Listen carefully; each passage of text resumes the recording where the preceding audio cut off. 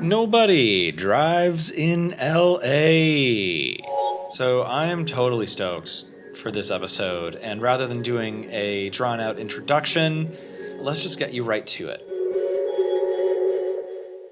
My trip over to the Koreatown Public Library where we are today was very uneventful. As I said foolishly off mic and in our group text before, my D came early. I was expecting to be about 15 minutes late, but I got here right on time. So I'm stoked. However, I had a couple of, as is usually the case, I had a couple of interesting bus happenings on the way earlier this week. One of which was that I went to, yesterday after band practice, I was taking the 94 bus home with my giant double guitar backpack case and my usual giant turtle shell backpack. And there was a guy standing at the bus stop who struck up a conversation. And usually when I'm standing by myself, bus stop conversations can be hit or miss. But I wound up having a wonderful conversation with this dude who he just moved to LA from Portland. Apparently, the guy said he's working for Metro as like a cost estimator. He just moved out here from Portland. He's a jazz guitar player who was looking for jazz jams in the area. So we spent all of the ride from Atwater Village down to the Chinatown area just talking about local jazz shows. And it was one of the nicest bus rides that I have ever had, especially on the 94. So talk about like attention that you like. I'm coming to realize that I really like the attention that I get when I'm carrying around my giant double guitar and backpack case. Eric, Ivy, do you want to go next? That's a great story. My journey here today was also pretty uneventful. I took the Big Blue Bus 17, switched over to the Big Blue Bus 7, which came very shortly after, and then got here very peacefully. But if we're talking about stuff that has happened in the past week or so, I am happy to report that I have officially tried the G line after we recorded with Eddie last week in Burbank, and it was great. Very fun experience, very fast, very scenic, like you all said. Yeah. How far did you go before you take the bus over Sepulveda Pass? Is it like Warner Center or not that far? I took it from the North Hollywood station to Ventura something. So I don't think you didn't get to go through the Sepulveda Basin, right, with all the trees and stuff? I don't think so. Okay. But the part I did see was still great. Yeah. I just love that part where you're like, there's a part on the G line where when you're going through Sepulveda Basin and it's this big, basically it's not a park, but it's basically a park. Well, it's not a county park, so they never count it. That and Hanson Dam because they're run by DWP. Anyway, you start to feel like, I don't know, like it's a dream, like where it's morphed into something else. Like I don't think we're in Los Angeles anymore. It's a very weird, like surreal effect if you like look up and you're like, I don't think this doesn't look like the Valley. Yeah, when I was taking the G line on my crazy film commute week a while ago, when I was taking the G line up that way, I was playing Pokemon on my Nintendo Switch, and I was going through the forested part of the G line while I was going through a forest in Pokemon Fire Red, and I was very like, oh, this is immersive. I love it. Eric, how did you get here today? I got here today. I took the 92 to the D line, and as usual, not super eventful. I did have a little issue with my contactless tap to pay with my phone. Oh, it strikes again. Well, I think it's a me problem because it has to do with technology and settings on my phone probably because it keeps trying to go to the tap. When I tap it, it's like tap card empty, insufficient funds. And I'm like, no, I don't want you to go to my tap card. That's not on this phone. I want you to go to my bank. So, and then the driver he said he was like, that's the first I've heard of like contactless tap to pay with credit cards. And he just let me sit down. But then I was like, okay, I'm going to figure this out when I get on the D line. So I did that. And, I had to do like the double click on an iPhone for it to like read my face. So I think I just need to set up my phone so that it doesn't require that anyway, it's getting easier, but still working out the kinks. And and then on the D line, saw a lot of people on the bus and the D. It was actually kind of fun on the 92. There was a group of people in football jerseys, and one was like, I've never been on the bus before. And they were like, he was really excited. And I saw a lot of people, because the World Cup is going on as we record this. And today there's a couple like of very well represented. Okay, side. This is me weaving, except not in a Trumpian way.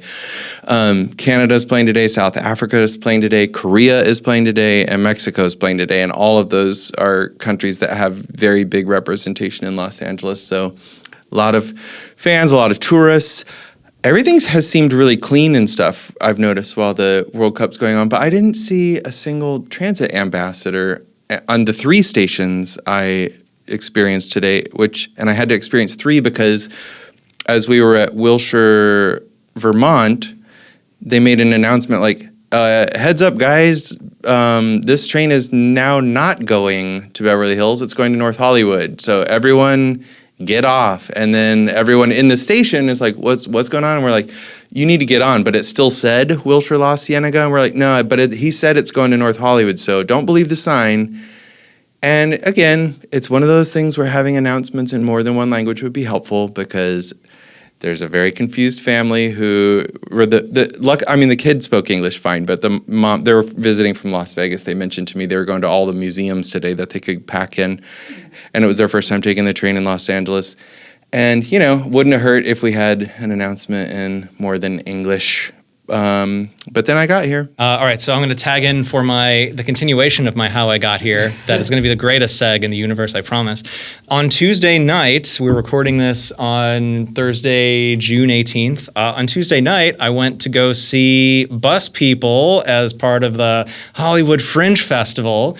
And that show was being put on by our guest, Tamra, today. Tamra, hello. Hello. Thank you for having me. I'm very excited to be here. So how did you get here to K-Town, and how did you get here in the big picture today?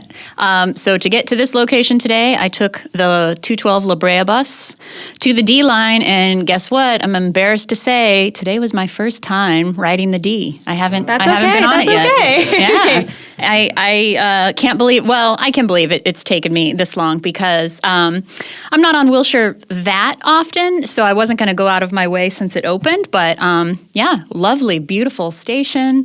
The escalators were functioning. One of mine was not. And I did see ambassadors. When I got off at Western, there were ambassadors in the station. Okay. And but it was very fast because I think I got here in like 35 minutes. What part of town are you coming from? Hollywood. The first time that I took one of the new D stations was on the way home from your show. I came up from Santa Monica, took the E line, and then I think it was the 212 bus that runs up La Brea up that way. On the way back, though, because I was coming to downtown, I got to take the D from Wilshire, La Brea, and oh my God, I am a D worshiper now. It was so quick to get from Beverly Hills to downtown. So a little bit about like your show, which is going on at the Hollywood Fringe Festival right now.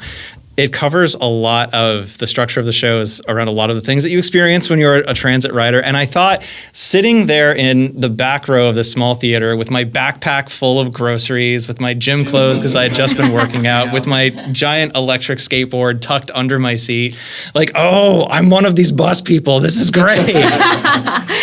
So Tamra, can you tell us a little bit about like your show and what you got going on? Cool. Yeah. Well, it's I've been wanting to make this show for a very long time because, like everybody at this table, there's so many aspects to public transportation that you just feel like the general, public needs to know. And then the people who use transit, really relate to. But mainly I did this show. I really wanted to challenge a lot of the misconceptions that people have about public transportation. I was hoping to inspire people to try it who, are transit curious and just kind of tell my own experience. I like doing characters. I do a lot of characters on Instagram and TikTok and stuff. And so it was an opportunity for me to do characters, use my comedy for a message that I care a lot about. And I'm so happy that I finally got the show up and running. We didn't really hear how you got here in the big picture, so maybe we can bring that in with like, why are you a transit advocating person. You just hate cars. Yeah. You hate the American dream. I hate independence. Yeah. The freedom of going from your couch to wherever you want to go. Yeah. Well, ironic, because in my show I actually talk about, for me, the bus is independence, because the reason that I don't drive is I'm visually impaired. I was born legally blind. And so I can't see well enough to drive a car. So I never have, never will. So I came to LA when I was 20. I was in school, went to Emerson, and did the LA program, and then just immediately fell in love with LA, stayed here. I loved LA from the beginning, and immediately just dove into every aspect of this city, from getting involved in community and in the entertainment industry. I became a bus rider, and when I first got here, what's funny is that at Emerson, I remember when I first got to the program, they were just like, "Oh, you can't drive? Oh, you have to have a car in LA." And I remember being like, I see buses on the streets. Yeah. I was like, they exist. I was just like, I don't know what she's talking about. I'll show her. I remember saying, I will memorize every bus line in this city if I have to. Oh, yes. Because this was before smartphones existed, where you couldn't just look up a route in the palm of your hand. But yeah, and that's just became how I got around, and it was independence for me, because one thing I mentioned in my show is that I grew up in Missouri and also in Boston, and so I was already familiar with transit. But coming from Missouri, where that is a place where there's truly no public transportation, the town that I lived in. So Not St. Louis or Kansas City. Outside of Kansas City, yeah, outside of Kansas City, Excelsior Springs, no public transportation whatsoever. So moving to a place where there is transit, that just means it is freedom, it is independence. I can get places on my own, and so it was very empowering and very exhilarating. And so maybe that helped the affinity for transit that I have. Certainly when you depend on it, you're going to champion it a lot more than someone who has other options. But that is how I started taking transit, and then how I got in this very room, because through a community organization, SELA, Neighborhood Homeless Coalition, I think through one of the forums, I got connected to Eric and got onto your mailing list, and I had listened to the podcast before. Thank you. I knew, before I knew you through SELA, and and then that's how I got connected here. I just saw someone wearing a SELA shirt on the bus yesterday on the 182, and I was like, because they're not doing the Wednesday drop-in program, I don't think, anymore at the Silver Lake Community Church. So I was like, wait, I hope he's not going. But then he seemed like he knew what he was up to, so I didn't tell him. Yeah, it's at a church in Los Feliz now. What is SELA? SELA, Neighborhood Homeless Coalition. It is a neighborhood, coalition of homeless stuff. So we, help our neighbors living on the street. There are drop-in centers. SELA is an acronym. It stands for Silver Lake, Echo Park, Los Feliz, Atwater, and Hollywood. So we, in each of those neighborhoods, we have a drop-in center, and we do outreach, offer limited services at our drop-in centers. I'm one of the program directors for Hollywood, so we have a drop-in center every Sunday. We just went weekly. It was every other week, and so now it's weekly. So every Sunday at the center in Hollywood, which is on Selma, we have a place where our neighbors on the street can come in and get coffee, a sack lunch, charge their phones, use the bathroom. Take showers? Do they still do We don't have shower showers. program right now? The CD13 cut the funding for the showers program. We're trying to figure something else about that. But we don't have showers right now, but we do, offer a handful of other things. Clarification. Tamra said Hollywood's showers program was cut by CD13, but CD13 has actually been really helpful in trying to secure a new showers program. The funding source that was cut was a combo of city and federal funds, but it was received by CD13 to coordinate the showers. She just wanted to clarify that CD13 didn't cut the program, and Eric would like to add that CD13 has been a force for good. awesome. And maybe a girl, the program manager, is also car free, so I've been trying to get her on the show too. So maybe we can use our power to get. I wonder if anyone else in SELA, but Rachel. yeah, okay. How did you get involved with SELA? I think I originally got involved with SELA through during lockdown. That's when I found out about the neighborhood councils, and I am now I'm on the Central Hollywood Neighborhood Council, but I didn't even know about them in 2020 until once everybody started paying more.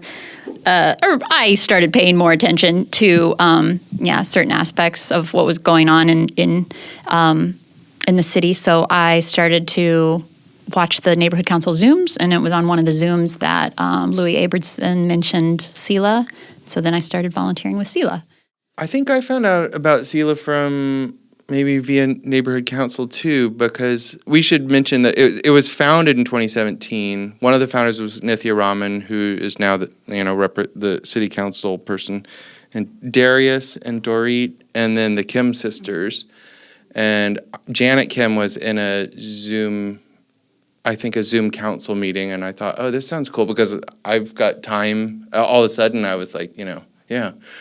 And I actually started I was trying to figure it out last night, when I first got involved with volunteering with homeless stuff, and I think it was 1981 or 82 when I was 7 or 8. There was a place called Loaves and Fishes in the Park Avenue projects in my town. They have branches now, but this was the year after it formed, I think, and it was run out of one of the units in the projects, and I just remember going there with my mom as a little kid and serving food and mopping and stuff. When I do commercials in the Bay Area, we usually donate our leftover lunch food to a Loaves and Fishes that's in and around San Jose. So when you're talking about volunteering with homeless shelters, right? This is something that's been on my mind a lot lately since moving to downtown.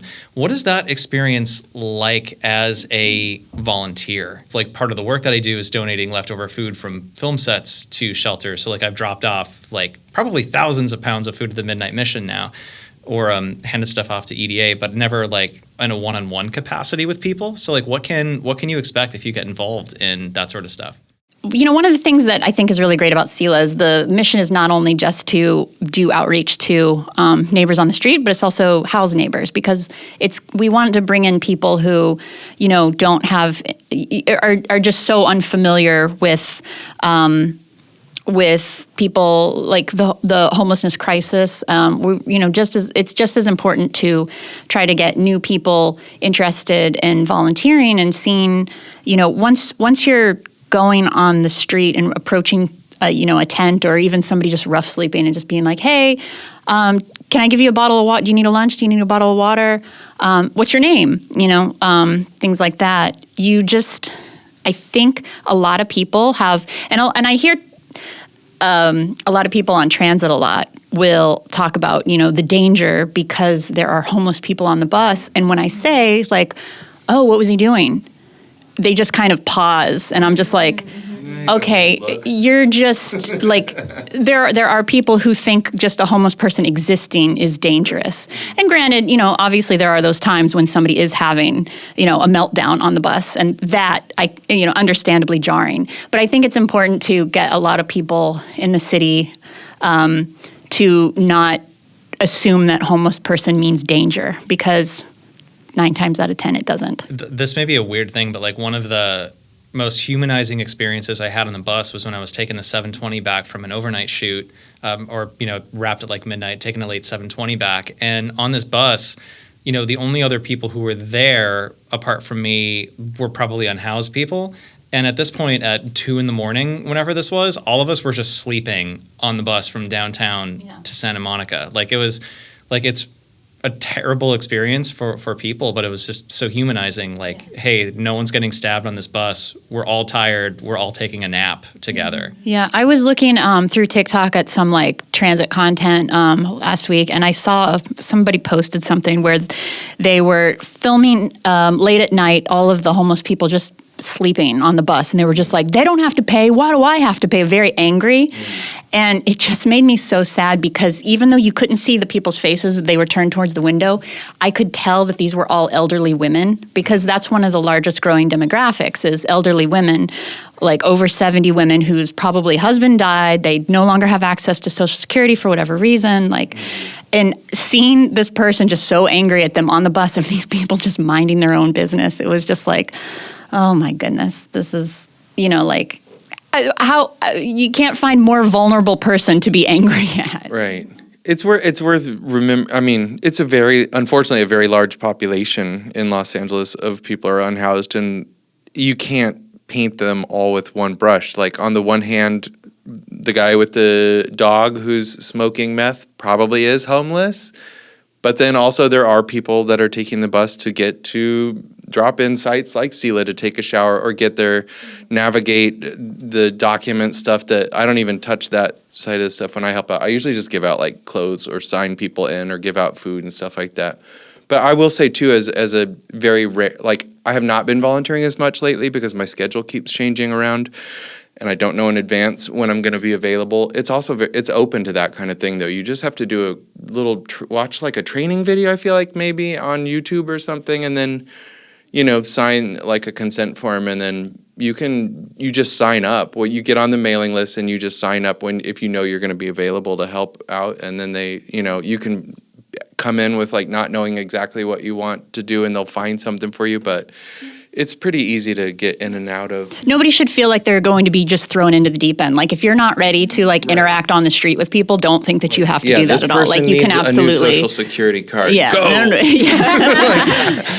Yeah. I thought I was going to be handing out burritos. Oh my God! Like the most like senior social worker would be like their heart rate would exceed if they were just having the hoop staff to jump to it. I will say it is kind of fun doing the clothing booth, because you will get people that they're like, give me a shirt, and then they'll have everyone has like opinions about what they look good in, but you're a little bit you have to play this kind of role of like, I think like a forest green would look good. The sommelier. I've heard about the sommeliers of the Silver Lake clothing. And they're like, do you have? Yellow's not my color. Like, okay, no, I can see that. How about the?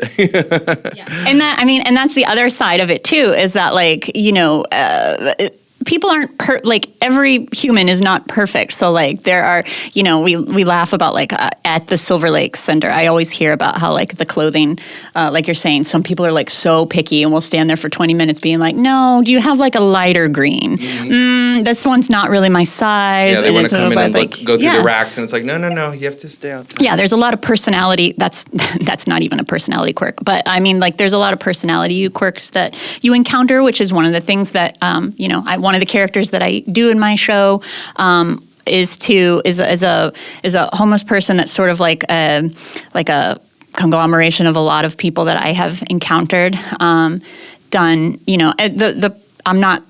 It's not making fun of anybody. It is just the purpose of the character is to entertain the audience, but inform them of a lot of very real issues, as this person talks about, like needing to get their documents together and how difficult of a process that is and things like that.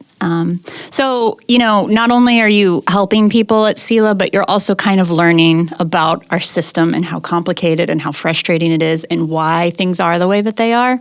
Yeah, I think that's a good point, because you do when people are like, oh, everyone's service resistant, that's why they're homeless and stuff. You're like, I cannot see that's one of I've only met one guy who ever qualifies as even like vaguely service resistant, but then who also shows up to stuff like that. And I've known that guy for a long time, and I don't even know if that's like the whole story. That he says that he just like left his home in New Mexico and came. He was like, I'm gonna live on the streets of LA. And I was like, okay, well you're like an imaginary character that people, the Spencer Pratt voter thinks is like 100% of homeless people, but in fact you're a very small. But even like I said before, when people always say, well, first of all, homeless people are twice as likely to be from the neighborhood that they're in as you are. And then when people push back at that, ask them, were you born in this neighborhood? Because I guarantee they were almost never born in the neighborhood.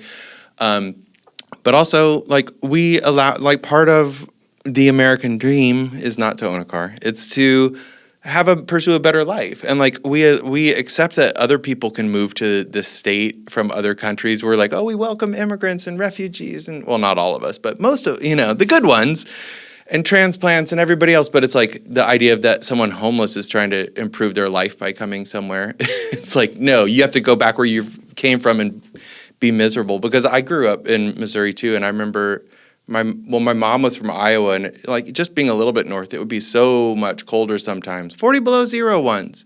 And she would say like, oh, there's, like a family lives in that house that has no electricity and stuff like that. And I'm just like, if I lived in there, I would be like, okay, Florida, I'm going, I'm getting out of here, any way I can.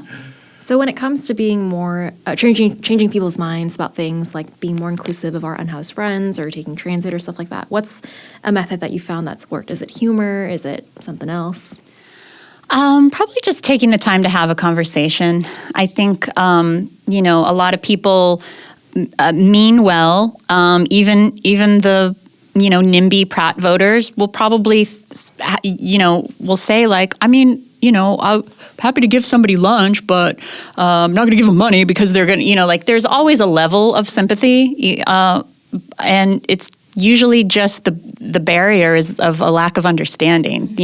Like Eric was saying, like so many people think that they're service resistant, but it's like what a lot of people don't understand is like. They're like whether it's a tent community or just a community of there are communities on the street of people that don't have homes. So a lot of times when they're offered if somebody is offered a form of shelter, but it's taking them away from their friends and the people that they trust when somebody's probably already been through so much trauma that it's so rare that they find people that they trust, they're going to turn it down. A lot of people have jobs, and if the place is, they're offered a place that's too far away from, they know that they're not going to realistically be able to get to their job, they're going to turn it down. They have a dog that is like their only, support, or, one of the rare,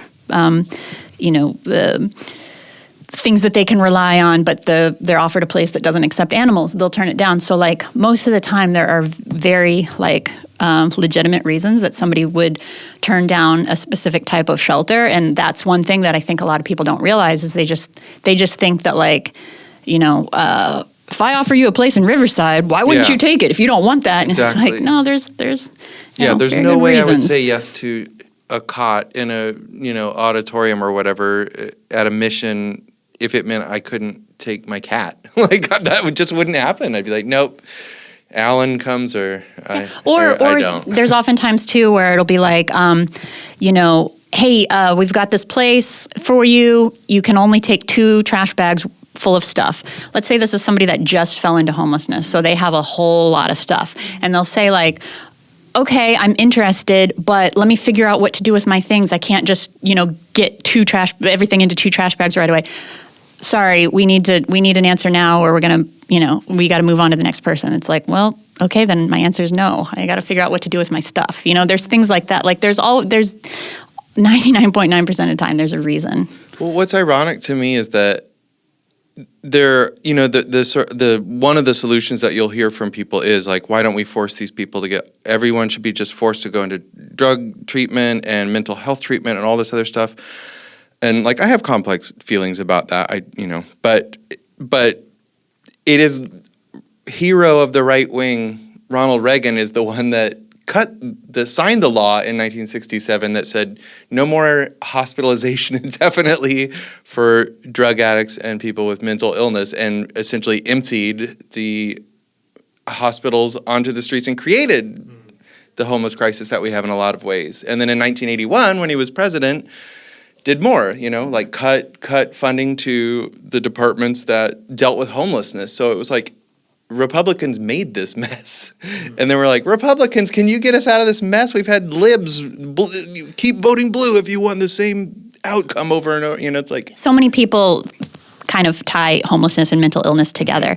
And it's really it's like less than a third of people unhoused have like something that is clinically diagnosed as a mental illness.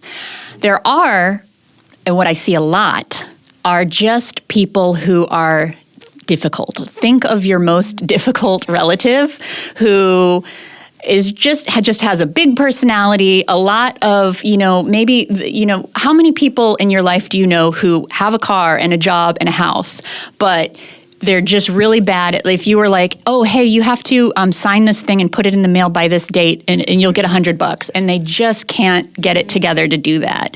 Or they, can't,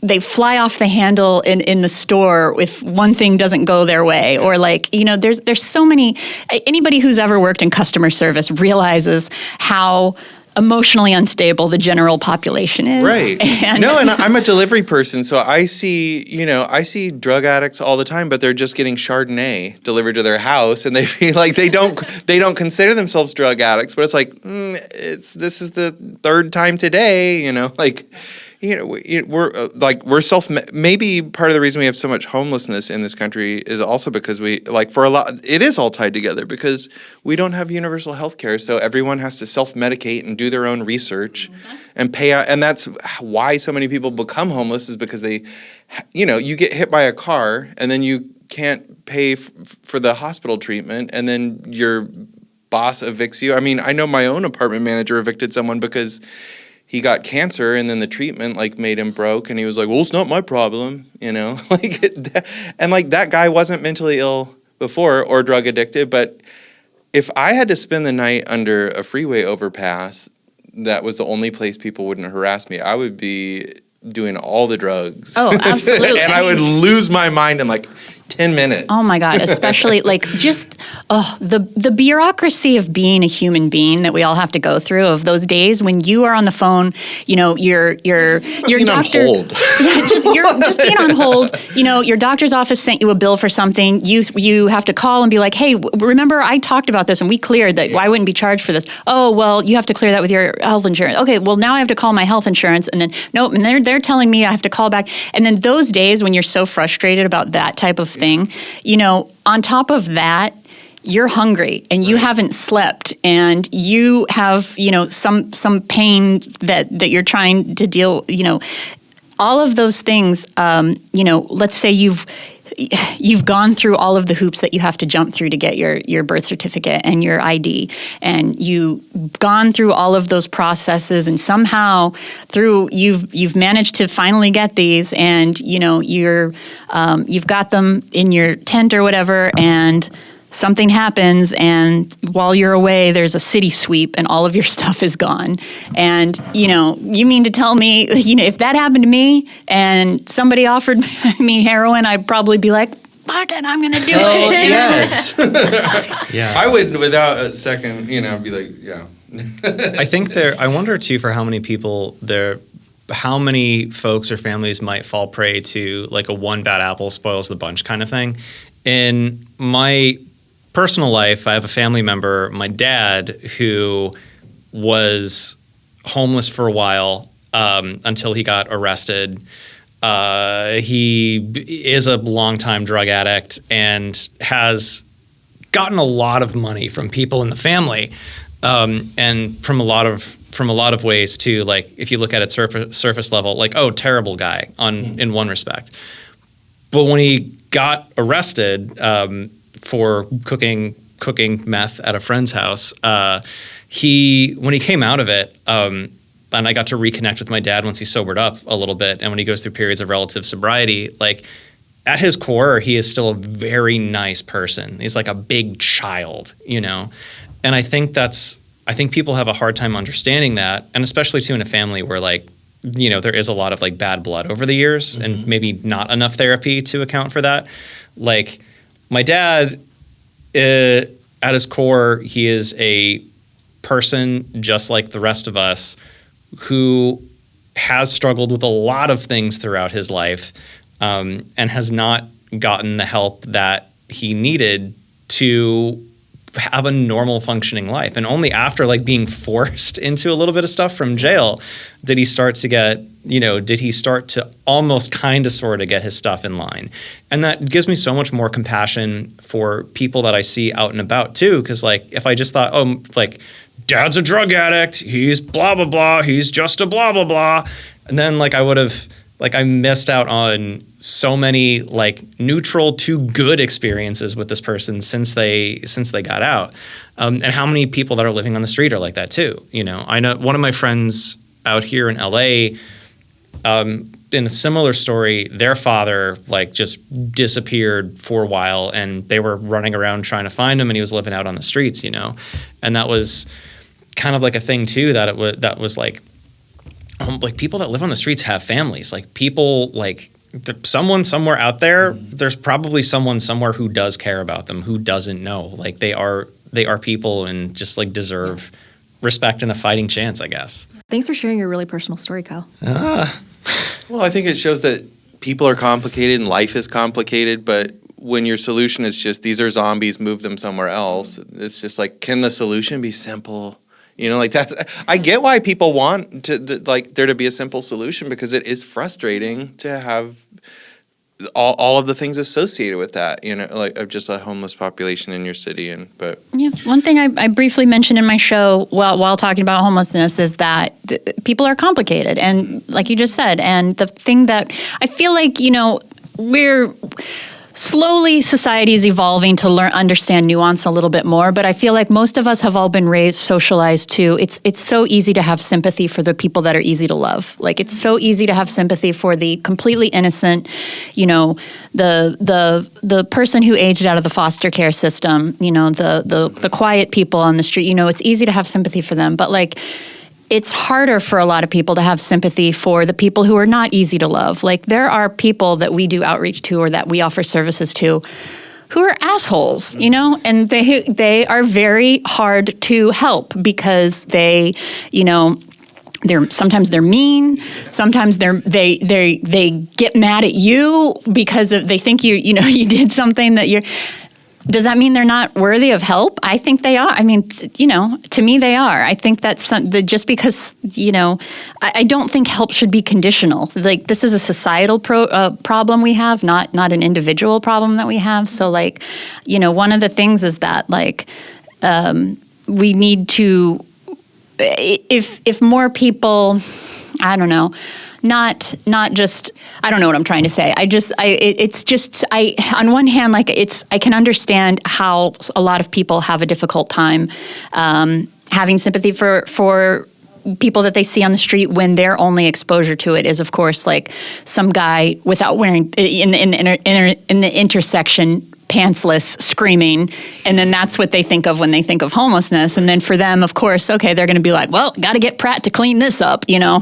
That's the logical conclusion that they would get to without, like, you know, knowing much about the situation. But the more they kind of, if a program like SELA or something like that is able to help this person, you know, get a little bit more exposed to the humanity in homelessness, I think your sympathy sort of starts to expand, and it's a little bit easier to offer help to somebody who is just a little bit more difficult. Yeah, my friends will often say, "Oh, Kyle, you have no self-preservation instinct," when if I'm taking a train or taking a bus someplace, and if someone who looks to be unhoused, like, starts up a conversation and they're just talking like a normal person because they're people, and like I carry on a conversation with them.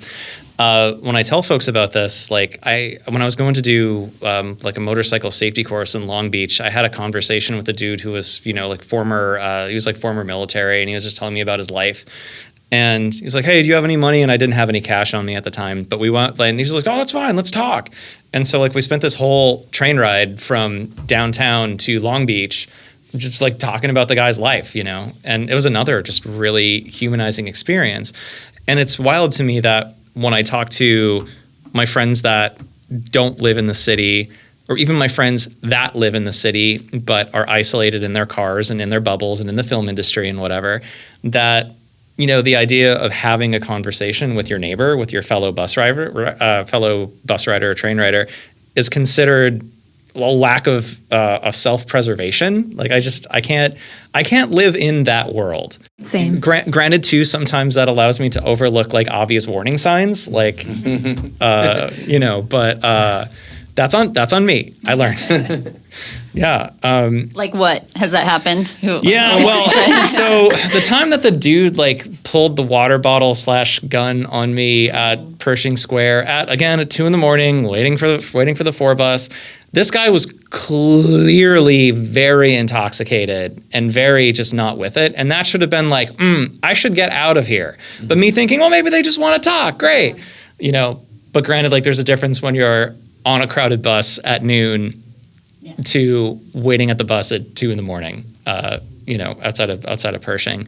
So that's like, Kyle, keep your wits about you, but like also have a heart, keep your wits about you, I guess, which is like something that I hope to learn with the rest of this incarnation, but we'll see how it goes. Yeah. And I'd say that self-preservation is something that like at least SELA as an organization is very careful to like make sure that nobody ever feels that they're being pushed out of their comfort zone. Volunteers never expected to like do more than they're comfortable with.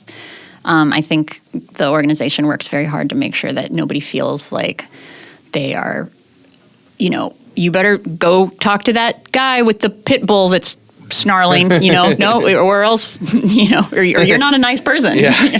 Yeah. So how about using your art to entertain and inform? That's something that struck me so much about your Bus People show was, one, how hilarious it is, but two, how poignant it is. After the section where you're talking about the composite character of like folks living on the street, you cut to this like performative dance kind of thing that was just so powerful. After you just get hit with so many heavy words, then you just have movement and sound, and it was just like, whoa. Like my jaw hit the floor when that part happened. Awesome. Yay. So like how I'm so glad your jaw hit the floor. Yeah, there's a big pile of slobber down there still. So when like you're creating, what draws you to do stuff like this that's like conscious, aware? Like what's your thoughts like around art? And I guess what I'm getting at is, what are your thoughts around like the relationship between art and like social good? That's my favorite thing to do. Like I love to make comedy about social issues, and whether it's this show, which is about Los Angeles transit and a lot of homelessness and a lot of other things that are particular to our city, but like a lot of the stuff that I post on my TikTok and Instagram are like characters, political or something that happens in the news or things like that, and that it's my favorite thing to do is just sort of, I guess, express my frustration through characters. And I don't know if it would be very bold to be like, I hope I'm changing minds. I don't know if that's even possible nowadays. I actually think that comedy can change minds, more minds. Like some people are persuaded by facts and figures. We know that. And then there's some people that are like, yeah, but you can give them all the statistics in the world, and they're like, but my gut feeling tells me this. Mm-hmm. But yes. Humor, that damn gut feeling. Oh my gosh. When it punctuates, it punctures the like some in a way. Like I guess because so much of humor is like going somewhere that it's not expected, and so your defenses are sort of down or whatever, and your gut feeling and your reptile brain are flanked. What I'm curious about is the distribution of your audience. Do you happen to know if the people who came are people who already love transit and just want to laugh about something they care about, or is it people who... So, Kyle, you mentioned you took the 94. Uh-huh. Oh, okay. Yeah. Oh, yeah. So there's a part in my show where I call out specific bus lines, because every year I put out a list of LA's hottest buses, because it's sort of a joke list that I put out to try to like... We talked about having a bus like themed dance once, or like a costume party. You'd have to figure out what your favorite bus like what line? bus is this person supposed to be by how they're dressed. Oh, I thought of a Halloween costume for myself, either this year or some other year. I'm going to be Ivy Station in Culver City. Oh, that's amazing. That's great. Yeah. So in the show, I call out, there's a running bit that I do in the show where I call out specific bus lines and say like what you would expect on that bus. Did you find the 94 one accurate? Well, people came Where up. does the 94 go, roughly? So... North Hollywood Station. I took it during our thing with Eddie. Okay. Yes. So it goes from downtown LA and it goes through Chinatown. Then it goes on the highway for a little while. Then it spits you out in the valley, whatever valley that is, San Gabriel, maybe? Whatever valley it is that you take San Fernando all the way up through Atwater, through Glendale, up into North Hollywood. I've only taken it from like Atwater to downtown between those two. Yeah. But I think I've taken it. But the reason I mentioned that bit in the show is because, yes, a handful of people came up afterwards and was like, oh, I wanted you to talk about the 180. Or, oh, I wanted you to talk about like, they wanted me to call out their bus. And I love that somebody has a favorite bus or at least the one that they're familiar with that they want. Not only, I love a show that gets so niche that not only am I talking to only transit people, but jokes specifically about the 180 or jokes. Well, I like that too because it subverts the idea that Los Angeles you have to have a car, and then it kind of like makes those people the out group. They're like, if you're like, oh, I don't like anything from 0 to 100, but all the 100s and 200s are nice and the 700s are great. A car-brained person is just going to be like, hey, I'm a real Angelino. I don't know what you're talking about, though. So counterexample. It's like, take a 200 bus. So counterexample to that, when I was leaving the show, again, because I am allergic to post-show small talk. I need a cool-down period after stuff. Yeah. I mean, I went to film school, and so we watched a lot of film screenings, and I remember teachers afterwards would be like, so what did you think? Like, as soon as the credits were done, I'd be like, I'll talk to you tomorrow. You know, like it's like I'm just waking up, coming out of a dream, and it's like, what did it all mean? Like, give me a second to process. After the show, I'm like, okay, I gotta go, getting out of here.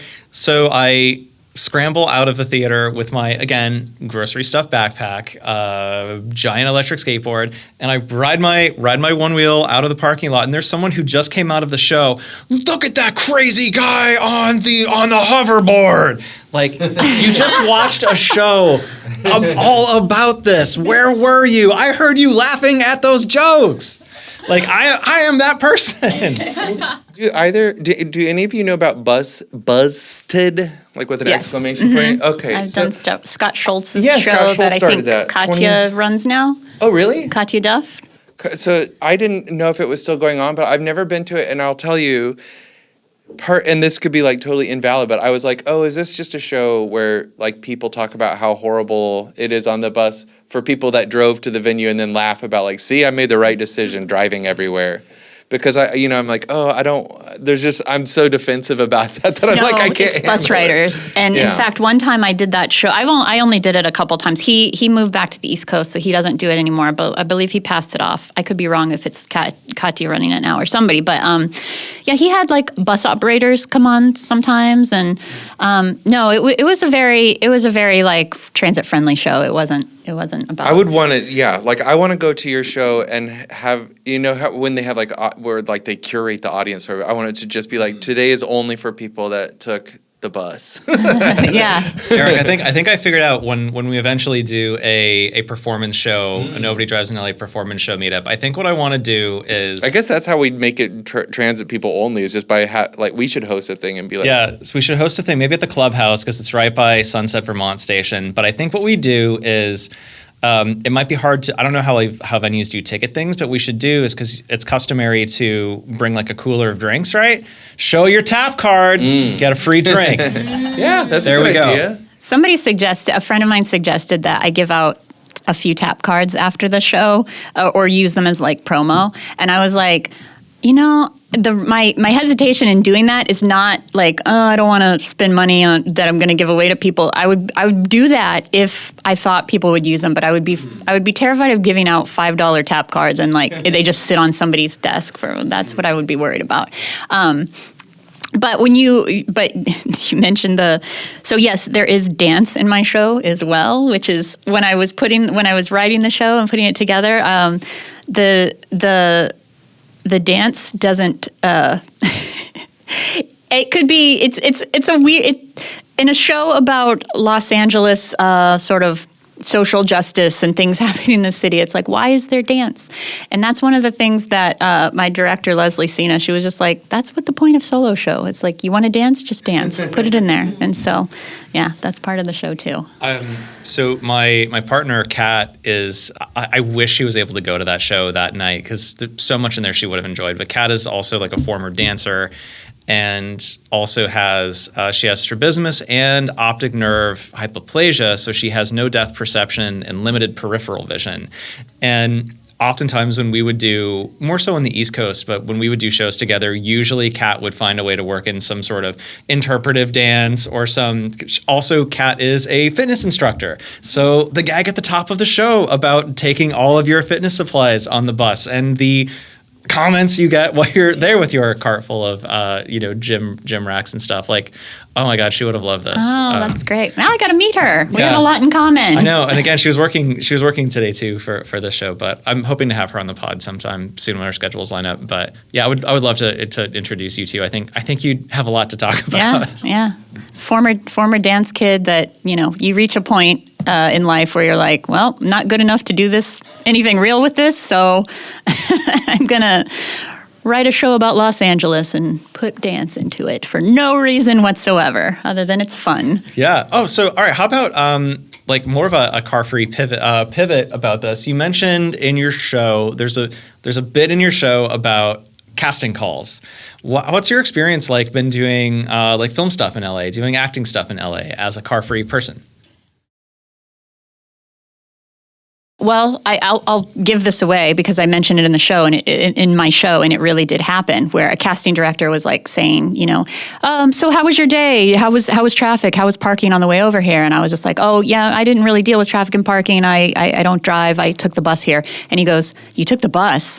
Get your life togetger. He said it. He said it jokingly. He said it jokingly. Yeah, but I was just kind of like, ooh. I go, yeah. Well, I can't drive because I'm visually impaired. And then of course he was immediately like silent. I was like, no, it's fine. Don't worry. You didn't say anything wrong. Well, get your ability to see better together. That's on you too. I hate when I get somewhere and people ask me about the traffic and parking because I'm still kind of working up the courage to like explain that I didn't drive there. I had it yesterday. I went to the dentist and they're like, oh, you're early. And I'm like, well, I just get here when Metro gets me here. And then my doctor was 40 minutes late or 20 minutes late because of traffic, and you should, it's all kind of like, how it is, and it's like, no, I just took the 182 and I walked, I don't know, and they're like, what are you gonna do? And it's like, just wait in that room that's called the waiting room and read.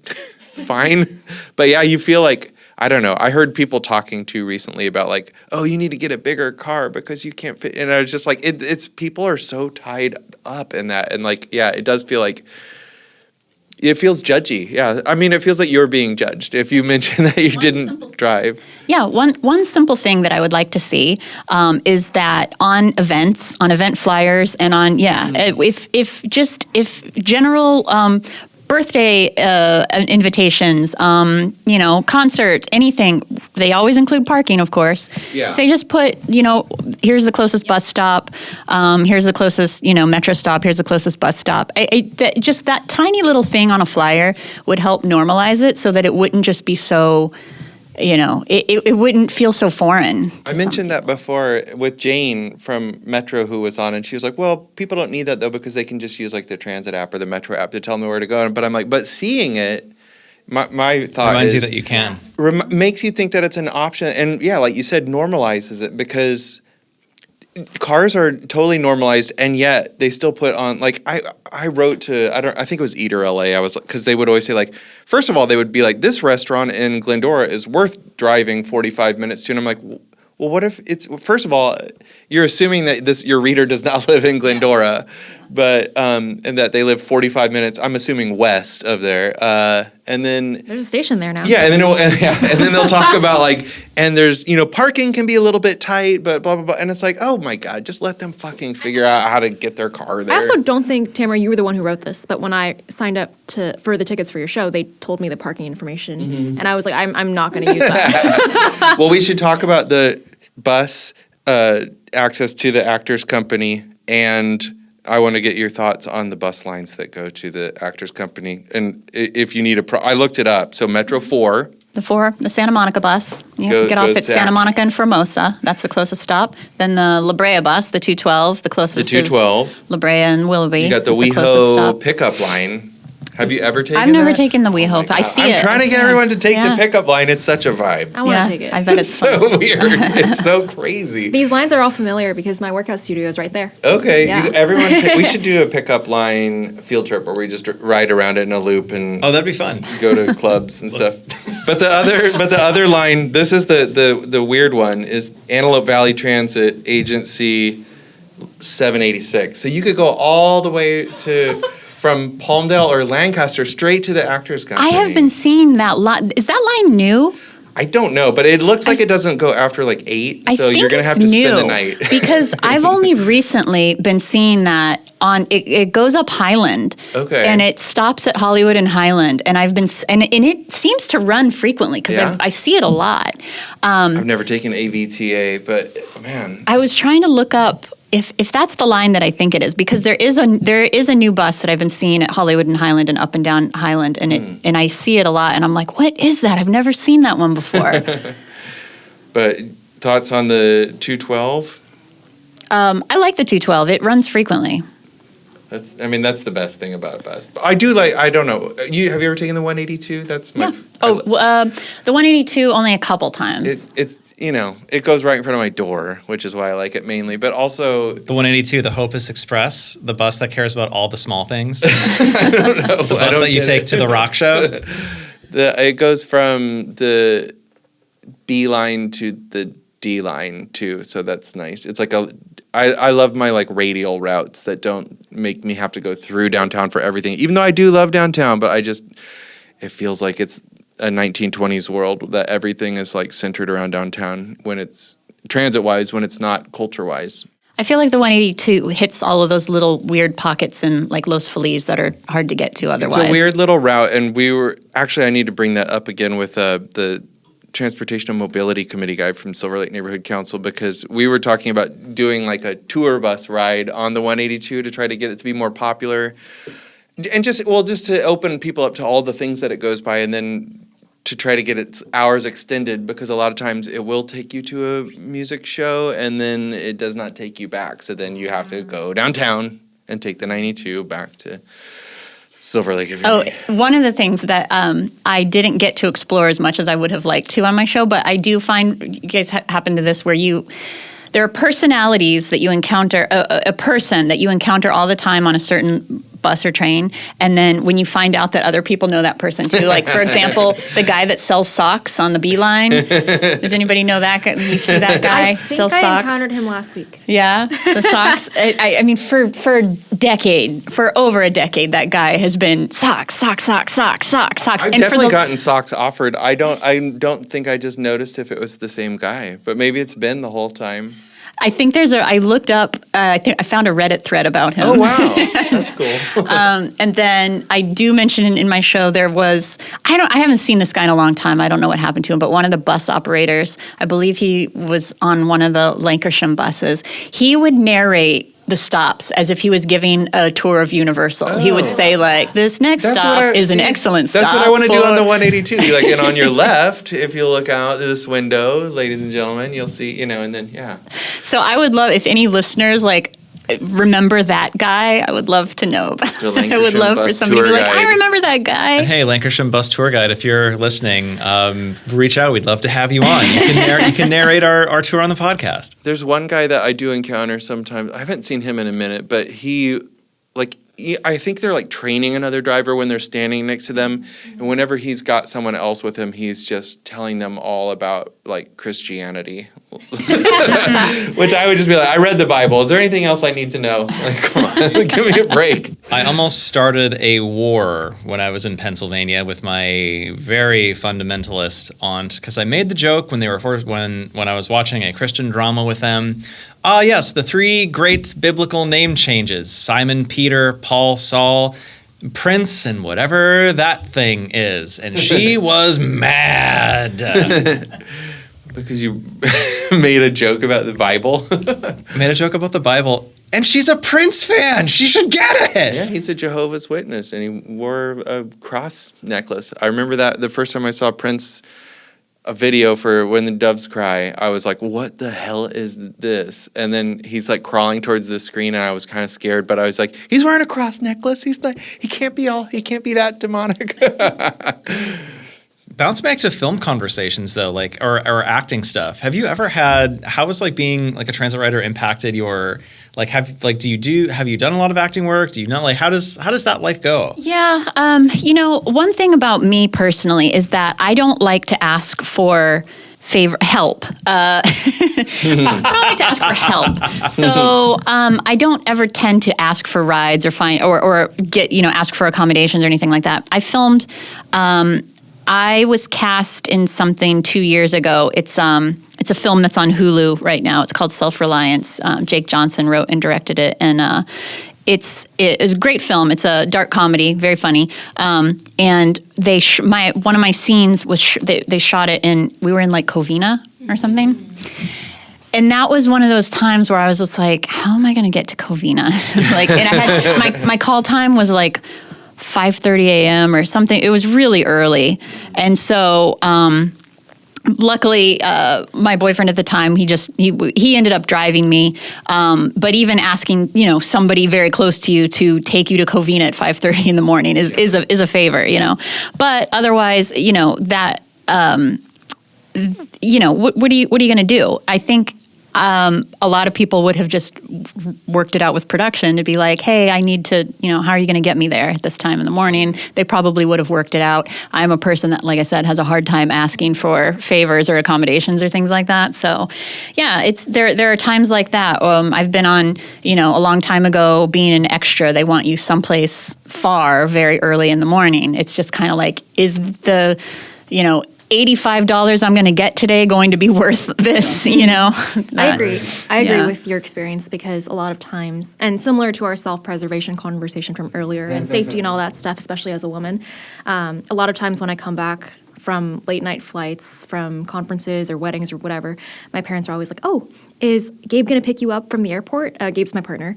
And I'm like, no, I like taking the bus. I like taking the train. I'm going to get myself home. And they're like, but it's not safe. And I'm like, literally, it would be faster to take the train or the bus than to have somebody sit in that LAX traffic and then take me out or take me home.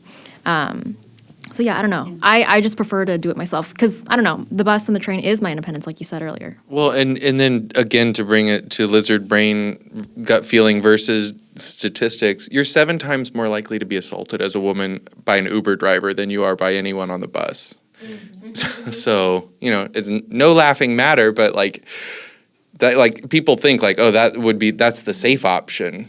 And even getting in collisions, you're still 5 to 6 times more likely to be in a collision in a car than if you're in a collision on the bus. You're you're not gonna die. Yeah, I've had that happen where a van crashed into the bus and then it drove off, and I just was rocked the bus for a second. But I had a bus catch on fire once when I first moved out here. That was really fun. I've had some breakdowns on the bus, but I've also had breakdowns in cars, and that is way more anxiety raising to me is when it's my car breaks down. Yeah, so this was maybe not the best look for Metro, but when we first moved out here, Kat and I would take the E-line to downtown, to just to have a date day or whatever.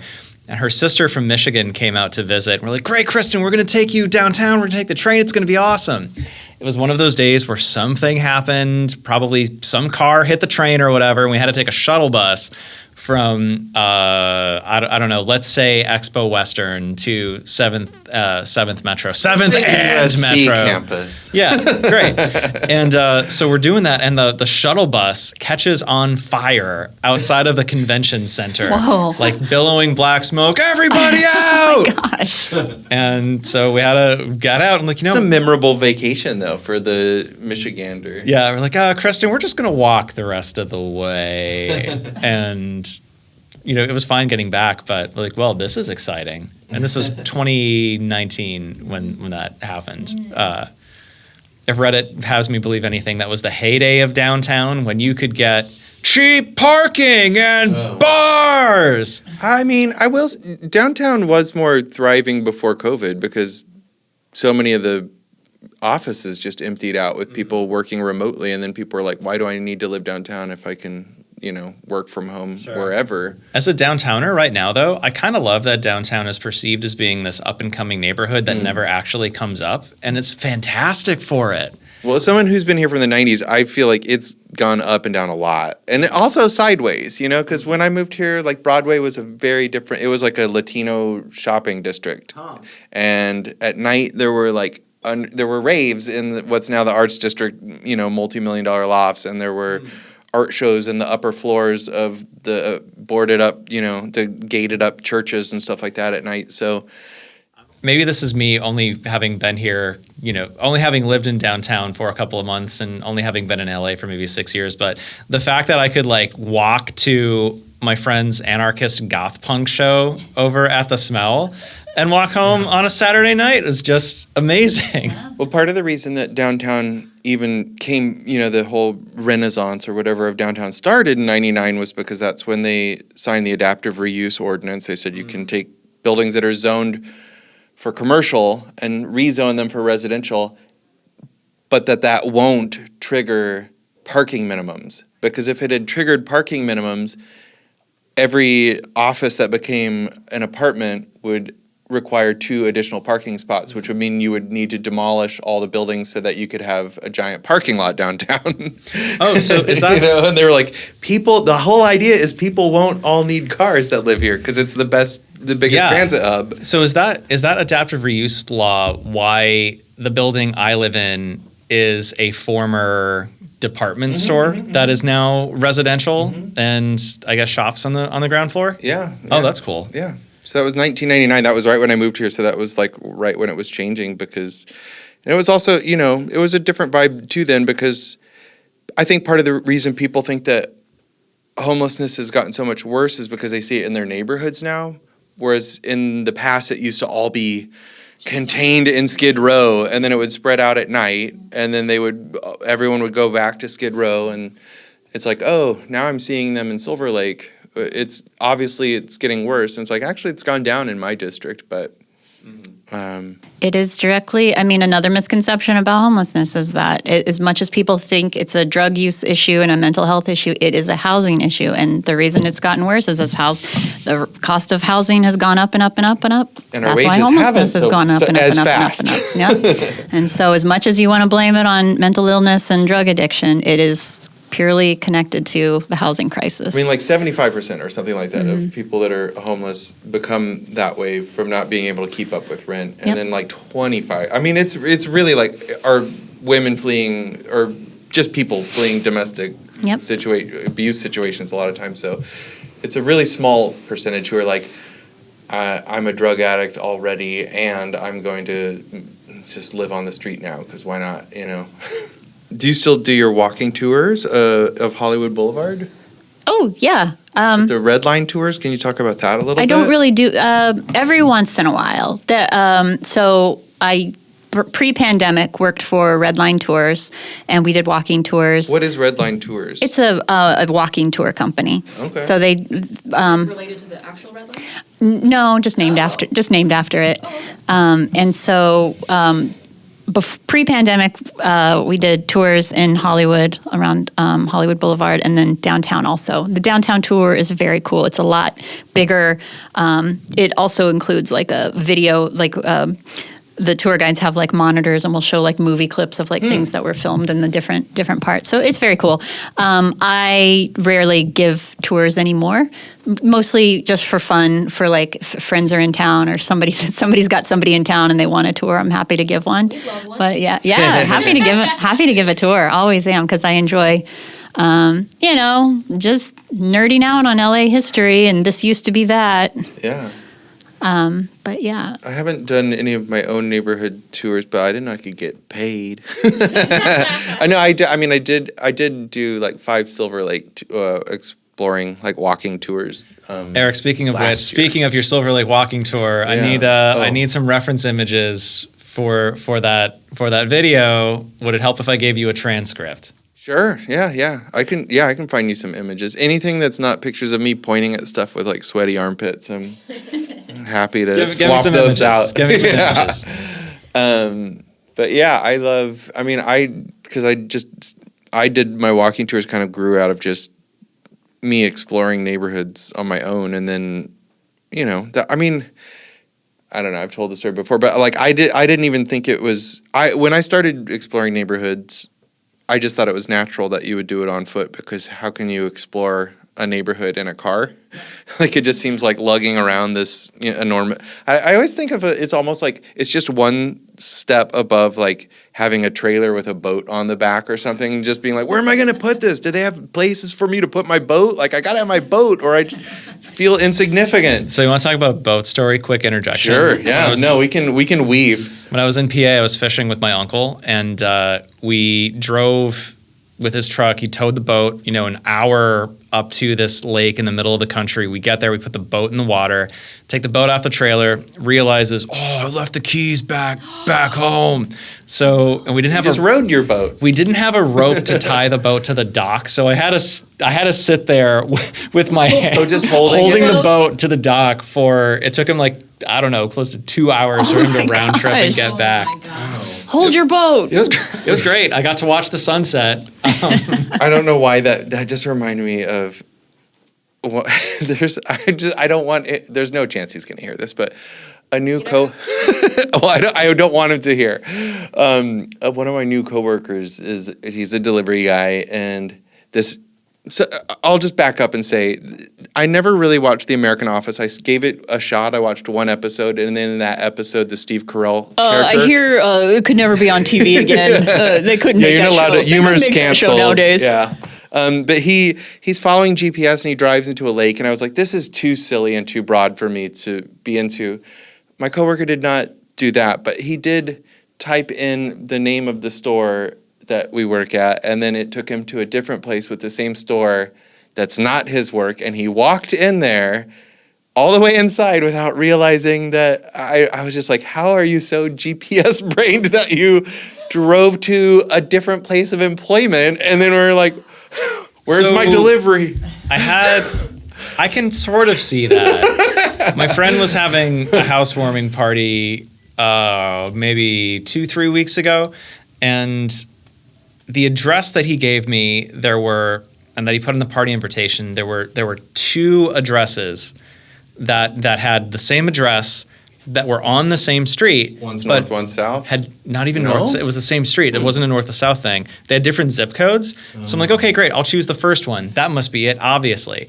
So I took the bus down to this, and it turns out there is the same exact address 4 miles south on this street in a different zip code. It might be because it was like formerly a different town that got absorbed into, which is a lot of times why they rename streets, because it's like once your town becomes part of Los Angeles, it's like we already have a Wilshire Boulevard, so you can't also have a Wilshire Boulevard, because that would be very confusing. It would be hilarious if there's another Wilshire. I had a delivery the other day where it was Vasanta Way, and I typed Vasanta Way and I spelled it with one letter off, and it was like giving me directions to Maine or something, and I was like, come on, AI, like, can we use AI to make GPS a little bit more like, are you sure you're going to another state? You've never drive to other states, but let's get the train back on track. Right. Transit Magic Wish and plugs. Okay. Me first, Transit Magic Wish. Oh, this is so simple. This could be done so easily. I wish that the stations, the Hollywood and Highland Station, for example, you did not have to go all the way down to see when the next train is coming. Why is there one monitor?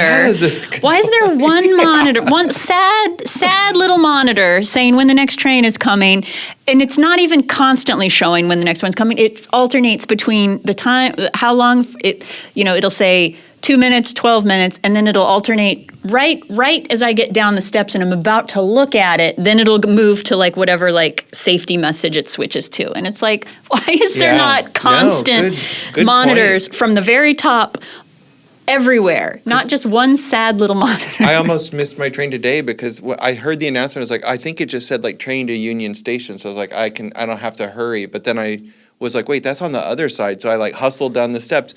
But if you saw that at the entrance, like, oh, you've got 5 minutes, then you could like mosey on down, But if you see like less than 1 minute, or you're like, okay, haul ass.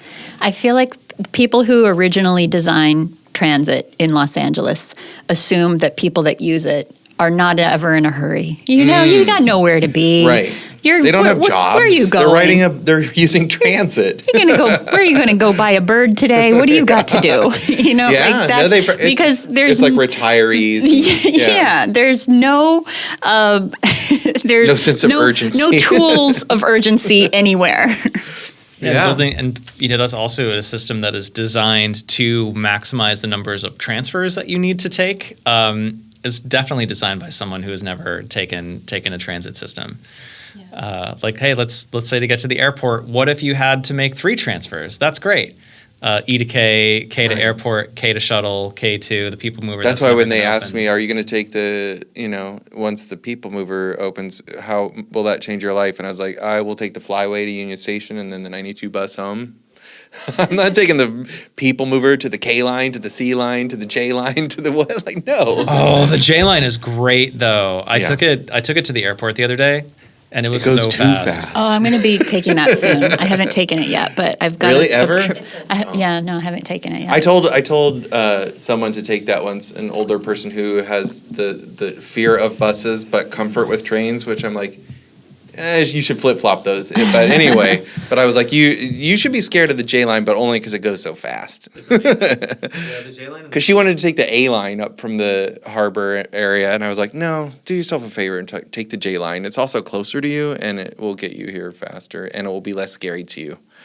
Yeah, it's fantastic. I love it. I love the J and the C because I realize that it is a very bad piece of urbanism because there is nothing on those lines other than highway, but it does get you to the airport so fast. I mean, my hot take is you can have both. You can have, you have local buses and like express buses. Like if there was a train up the middle of every freeway, even though there wouldn't be stuff to see along the way, I'd be like, that's fine because then you can still get to the other train that actually goes to the amenities a lot quicker. Yeah, quick transfer arteries. I love them so much. Anything you want to plug besides your show? Besides my show, I would just say, follow me on Instagram and TikTok so that you can see some more of my silly characters. Ivy, how about your transit magic wand item? What do you got? So, my best friend from my PhD was visiting from India this past week, and we were about to take the Big Blue Bus 1 yesterday from our other friend's apartment. And what happened made me think of my transit magic wand wish for this week as the temporary bus stop signs to be more weatherproof. Because we were leaving our friend's apartment on Santa Monica and, in between. The 2 stops we were in between were Santa Monica and Westgate and Santa Monica and Barrington. And we went to the Barrington stop because that's closer to where we needed to go. But then there were 2 corners that had bus stop signs. I don't know if that's always the case, but I know there's a lot of construction going on Santa Monica Boulevard, so they might have moved something. But it was not clear which one was the one we were supposed to stand at. Because the one that I remember getting on before was there, but I was like, it looks sus because there's one across the street too. So we went over there and there was a temporary stop sign, but it was ripped up and we had no idea. And then when we went, we were like, okay, maybe we should go to the first one. And if it's not that one, we'll run to the next one. So we run to the first one and then we were taking the Big Blue Bus, but there was a Metro bus that was just there chilling. Maybe they were early or something. And the operator was really nice. He looked at us and he was like, oh, are you trying to get on? And we're like, no, we're trying to get on the one, not you, but the one behind you that's coming in a little bit.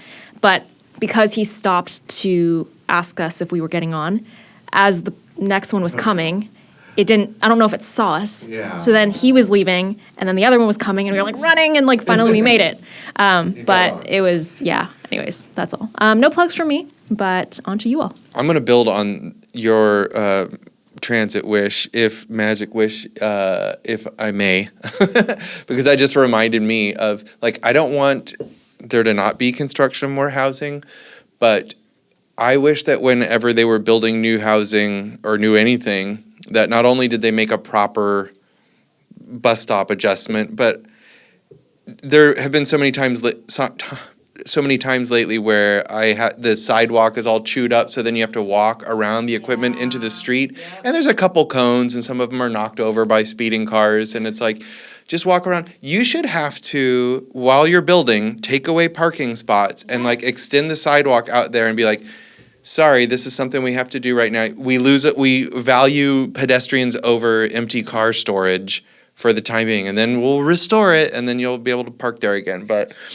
and then it's always like bike lane closed, and it's like, oh, it's just nothing can ever inconvenience a motorist. I love empty car storage. I'm going to use that instead of saying parking lot, empty car storage. That's what I always say when people are, because one of the pushbacks that you always see about like bike lanes is I see like one person in a bike lane a day maybe, and it's like I don't see anyone in empty cars. Yeah. Or they wouldn't be empty. So can we just like get rid of places for empty cars? No one is even in them. Yeah. Stop putting empty cars everywhere. Oh, so mentioning bike lanes made me think of bike parking at the Actors Circle Theater. I did not see any bike parking up that way. I didn't see any like street posts, though I'm sure you could just bolt your bike to a lamppost if you needed to, but there was both of my bikes have flat tires right now, and one of them has a wobbly cassette, so I took the wheel instead. But it's like, oh, interesting. A good thing that I didn't take my bike, because it would have been harder for me to find a place to drop it. It would be nice if that was just more standard everywhere, but like take one spot and have a proper bike rack. Because I went to the last DSA meeting I went to. It's a big church. Everyone drives there or takes the bus, presumably. But it's like, come on, you're supposed to be socialist. Like, have a bike rack. Have a bike rack. We salvaged a bike rack from a commercial job, not a bike rack, but like a big metal wiggly bike post thing that some commercial was throwing out. So now we're going to bolt that into the ground at EcoSet. So they will have their own. Wait, maybe you should just bring that with you wherever you go. I just like nail so it you just into have the more ground. stuff. Yeah, in each place you stop, you just like set it down. That's a great idea. One wheel, your guitar. Yeah, that's a great idea. That'll Just be my carry it everywhere. Yeah. Oh my God. Expandable bike rack. Oh. Like it's like the opposite of a folding bike. Like just a bike rack that unfolds and you. My transit magic wand item is at the 212 Expo La Brea protected stop. When I was waiting there it has, at the bus stop there is a weather shelter, which is nice, especially because that I'm sure is very toasty during the hot sun days. However, there is only a screen that lists the buses that are coming, and it was only listing one bus, and I got on the 212 just that I happened to be there at the right time, but I did not know what buses came to that stop, and there was not a printed metal hang tag like is usually on most bus stops outside of this metal screen gate thing. So I would love for that screen to be functioning. That'd be great. Or also just like the standardized little hang tag on the street corner. Easy. Well, dream big. Easy. Route maps and system map. Boom, you got both. Oh, and I guess to plug, because I mentioned them before, my friend's anarchist goth punk band is they're the Outside Agitators, and they just finished a bunch of Southern California shows. They play at the Smell every couple of months, so they're really fun if you like anarchy and don't like the fascist state. And saxophones. You have a saxophone too. You lost me at No, just kidding.